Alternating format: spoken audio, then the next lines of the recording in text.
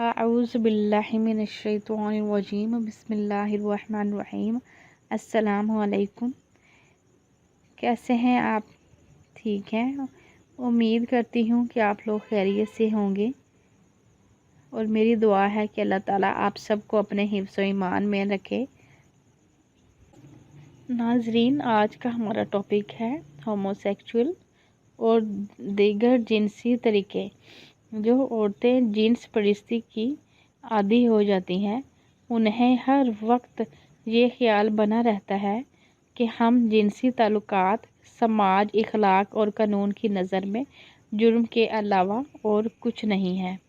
اس خیال سے ان کے ذہن میں احساس جرم پیدا ہو جاتا ہے اور ہر وقت خود کو تنہا محسوس کرنے لگتی ہیں، جس کی وجہ سے ان پر ہر وقت افسردگی چھائی رہتی ہے۔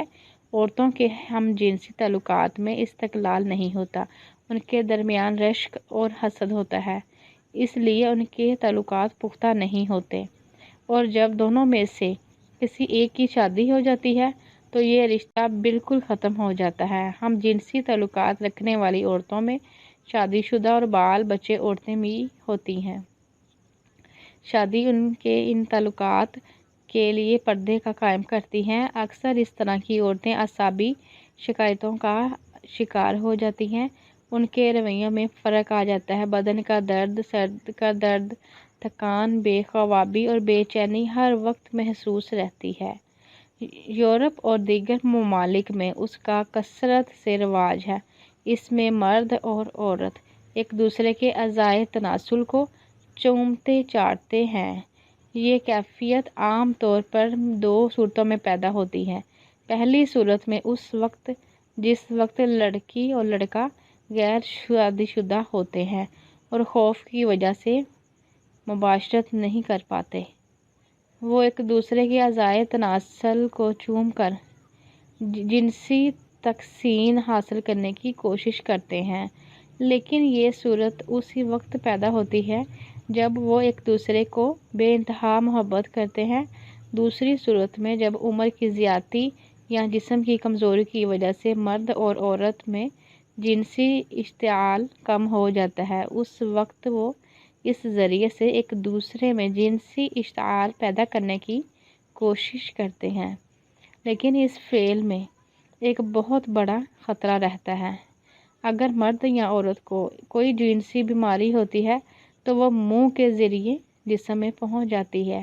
اس طرح کے تمام غیر قدرتی طریقوں کا انسان کے دل و دماغ پر اور صحت پر بہت برا اثر پڑتا ہے۔ جنسی بیماریوں اور ناانصال اور غیر مردی انہی طریقوں کی وجہ سے پیدا ہوتی ہے۔ ان عادتوں کا سیدھا تعلق انسان کے ذہن سے ہوتا ہے۔ اگر اس طرح کی عادتوں کے شکار لوگوں کو صحیح طریقے سے سمجھایا جائے تو وہ ان گندی عادتوں کو چھوڑ سکتے ہیں۔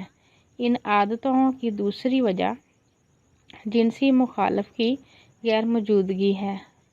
اگر ان لوگوں کی شادی کر دی جائے اور وہ غیر قدرتی طریقوں کو اپنانا چھوڑ سکتے ہیں، لیکن جو لوگ شادی شدہ ہونے کے باوجود ان عادتوں کے شکار ہیں، ان کے ساتھ کوئی نہ کوئی مجبوری ضرور ہوتی ہے، اور ان میں سب سے بڑی مجبوری ہوتی ہے بیوی یا خاوند کو ایک دوسرے سے مکمل طور پر جنسی تسکین نہ مل پانا۔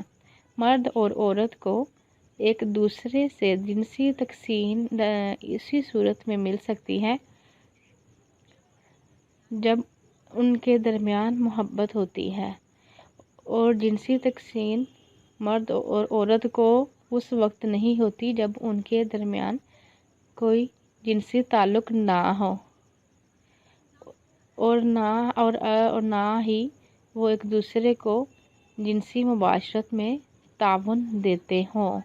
بھرپور جوانی میں کنوارا رہنا یا زندگی بھر شادی نہ کرنا، بری صحبت، بیوی یا شوہر کی موت وغیرہ ایسی وجوہات ہیں جو ان عادتوں کو پیدا کرتی ہیں۔ اگر ان وجوہات کو ختم کر دیا جائے تو یہ عادتیں خود بخود ختم ہو جاتی ہیں۔ ماہرین جنسیات کا خیال ہے کہ ان عادتوں سے عضو مخصوص کے پٹھوں میں خرابیاں پیدا ہو جاتی ہیں۔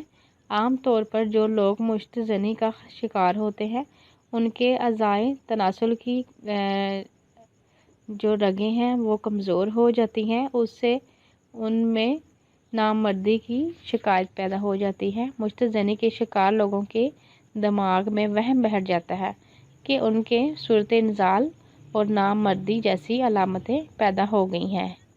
دراصل ان کے دل اور دماغ میں مشت زنی کی عادت سے اس قدر کمزور ہو جاتے ہیں کہ وہ گہرائی سے کسی بات پر غور نہیں کر پاتے۔ اس لیے اس طرح کی بیماریوں کا علاج دوائیاں نہیں بلکہ نفسیاتی زیادہ اثر انداز ثابت ہوتا ہے۔ جو لوگ مشت زنی کا شکار ہوں ان کے دماغ سے سب سے پہلے یہ بات نکال دینی ضروری ہے کہ مشت زنی نے ان کو نامرد بنا دیا ہے۔ وہ عورت کے ساتھ آسانی سے اور پورے جوش و خروش سے مباشرت کر سکتے ہیں۔ انہیں جوانی کی حفاظت کے قاعدے بتائے جائیں اور انہیں ایسے کاموں میں لگا دیا جائے کہ وہ 24 گھنٹے انہی میں مصروف رہیں۔ ان کو قطعی اکیلا نہیں چھوڑا جائے۔ رات کو سوتے وقت بھی ان کے کمرے میں کوئی ایسا شخص موجود ہونا چاہیے جو انہیں اچھی اچھی باتیں سناتا رہے۔ سستی قسم کی کتابیں اور گھٹیا فلموں سے انہیں دور رکھا جائے۔ اللہ پاک ہم سب کو دین کی سمجھ عطا فرمائے۔ اپنا خیال رکھیے گا۔ اللہ حافظ۔